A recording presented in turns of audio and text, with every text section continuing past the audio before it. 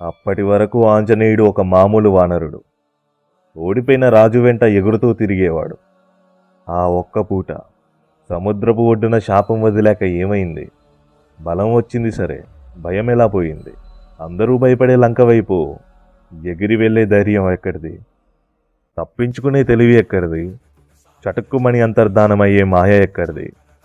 మనకెందుకులే అని వెనకడిగేస్తే ఆగేది రామకథ, ఏడుస్తున్నది సీత కథ. విలువలేనిది లక్ష్మణుడి తోడుకి సుగ్రీవుడి స్నేహానికి. తనకి పోయేదేంటి? కానీ అలా అనుకొని ఉంటే మానవునికి మారుతికి తేడా ఉండాలి కదా. రామభక్తి ఒక్కటే ఆ రోజు లంకలో కాలు మోపేలా చేసింది.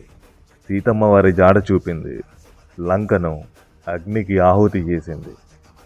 సింధూర కాంతి దేహంతో ఆ రోజు మారుతి వానరుడిగా కాదు, ఆ మహాశివుడిలా కనిపించాడు.